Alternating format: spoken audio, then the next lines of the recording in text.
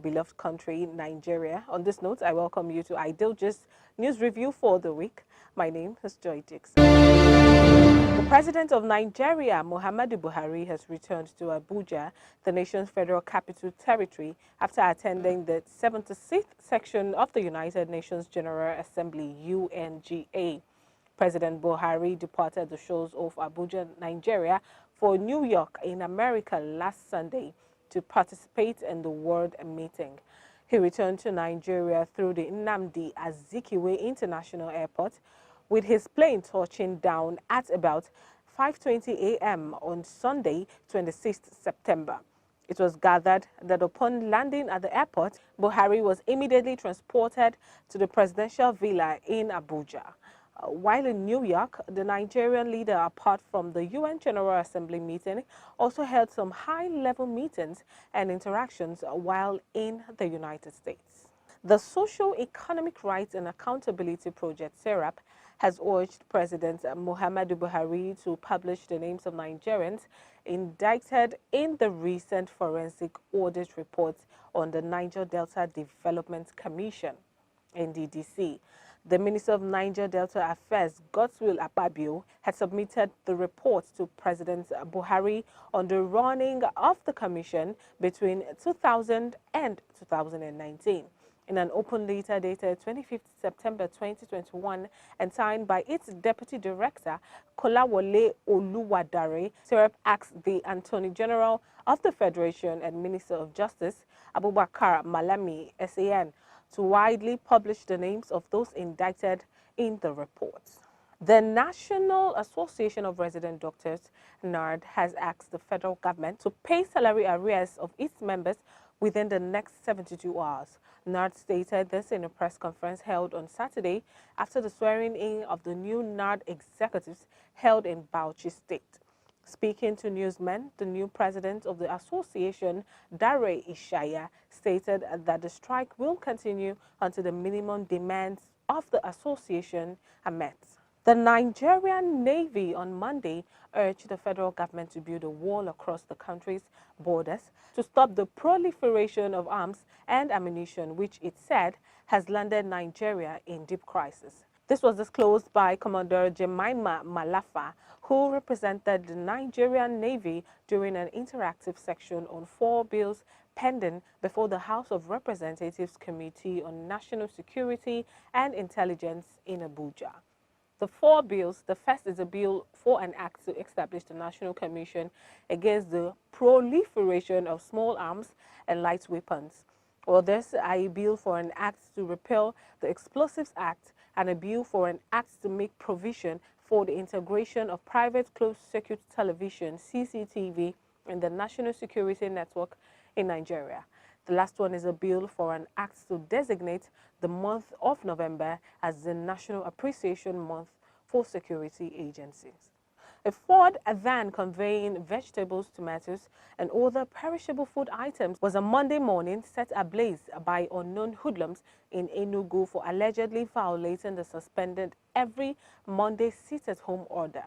This came as residents have continued to abide by the stay-indoor exercise, defying even the orders of indigenous people of Biafra IPOB leaders who had severally but unsuccessfully tried to halt the action. The van, which was reportedly coming from the Ugwogo end of the Opi Enugu bypass, was blocked and set ablaze at Idem Junction, Ibeagwa, Nike, in the Enugu East local government area of Enugu State. Around 5:45 a.m., sympathizers were said to have put a call to the State Fire Service, prompting a quick response by the Ogui Road Fire Service Station. The Central Bank of Nigeria, CBN, has launched the official website for the upcoming digital currency e-Naira. The development is coming exactly a week to the planned launch of the initiative. According to analytics monitored by This Day, the website has recorded over 1 million hits in the last 24 hours. The traffic which has been spotted on the website shows the level of interest in digital currency. The website promises easier financial transactions for users of eNaira, offers opportunities for peer-to-peer payments, which allows users to send money to one another through a linked bank account or card. It allows customers to move money from their bank account to their e-Naira wallet with ease, can monitor their e-Naira wallet, check balances, and view transaction history, and make in-store payments using their e-Naira wallet by scanning QR codes. The governor of Kaduna State, Nasser El-Rufai, has described the gruesome murder of 34 persons in the Madamai community of Kara local government area of the state as barbaric. The victims were killed and 7 other persons sustained injuries following fresh attack by gunmen on the village.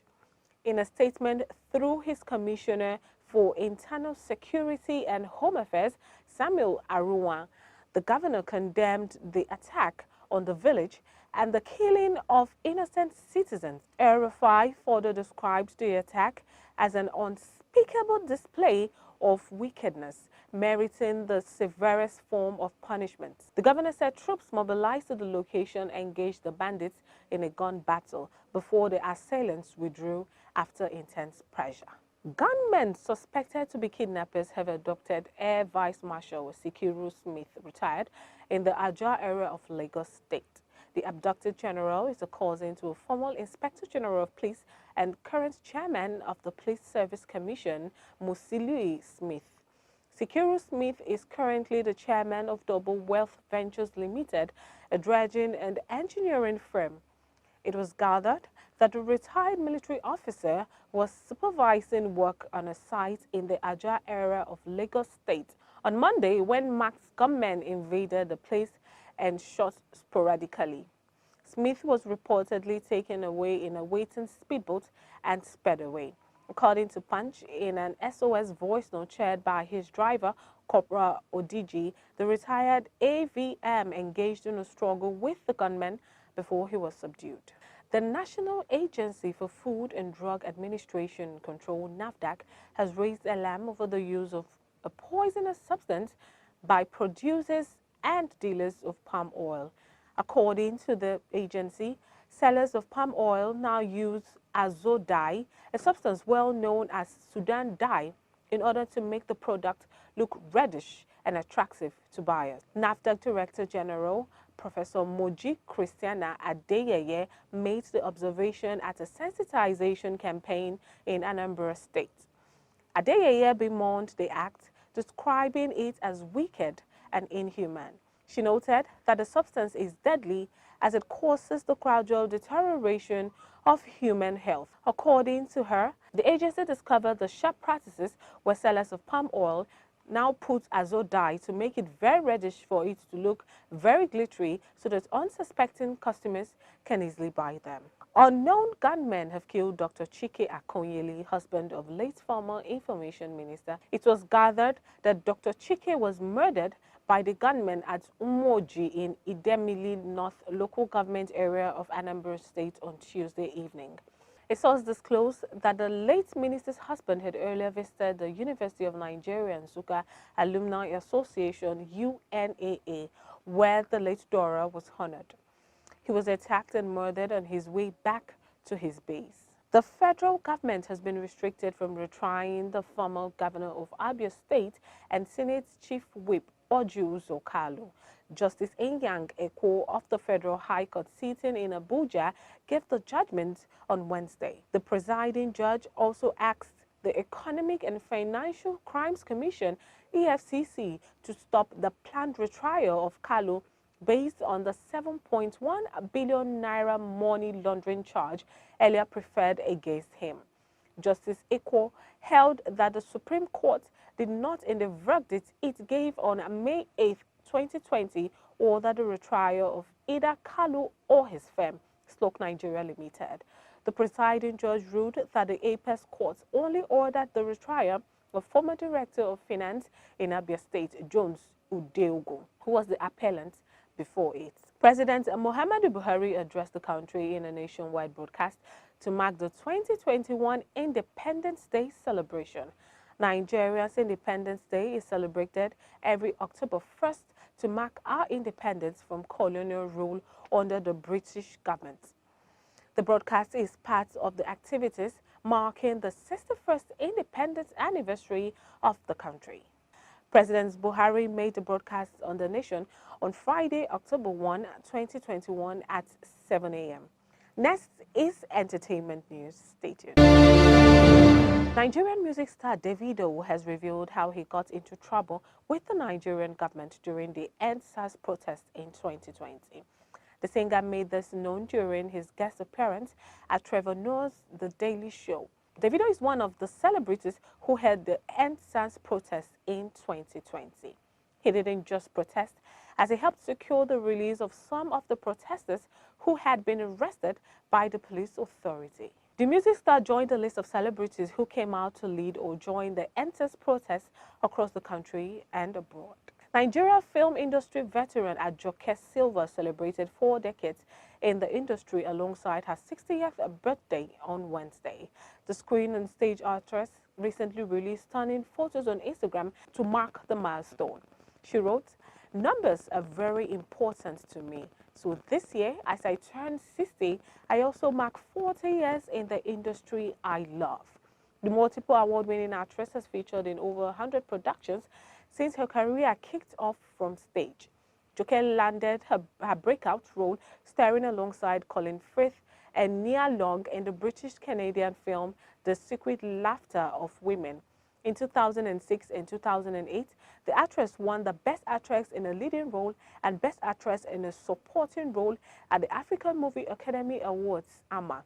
She has also received multiple recognitions for her contribution to arts and culture. Silva is also one of the few veterans who made a successful transition to what has been described as the new Nollywood era. Up next is sports news.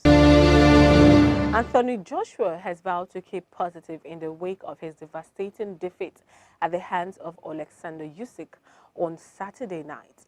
The Ukrainian produced a flawless display to hand Joshua a second defeat of his professional career and dethrone him as IBF, WBO, and WBA heavyweight champ. The former unified cruiserweight champion secured a hugely deserved unanimous points victory in front of more than 63,000 fans at Tottenham Hotspur Stadium. "Keep positive even if the world's crumbling in front of you," Joshua tweeted after the fight. "London, I love you and thank you and each and every time." UEFA Champions League football action continued today, and it wasn't short of excitement as we got to witness outstanding performances displayed by some teams in the competition. Several teams in the competition had an amazing day at the office as they performed brilliantly in ensuring that they secured all 3 points from their group stage encounters. Manchester United secured their first victory of the UEFA Champions League this season as they initiated a wonderful comeback in the match to narrowly defeat Villarreal 2-1 at the Old Trafford Stadium. Cristiano Ronaldo and Alex Telles scored for the Red Devils as they secured their first 3 points of the competition. Chelsea had a disappointing day in the UEFA Champions League this week as they were narrowly defeated by Juventus at the Allianz Stadium. Federico Chiesa netted the only goal of the match as Old Ladies secured all 3 points at their home ground. Barcelona continued with their disappointing run of performances in the UEFA Champions League this season when they faced Benfica. The Portuguese side comfortably defeated Barcelona 3-0 thanks to a brace from Nunes and a goal from Rafa Silva. That's the news. Thanks for watching. To have a great day.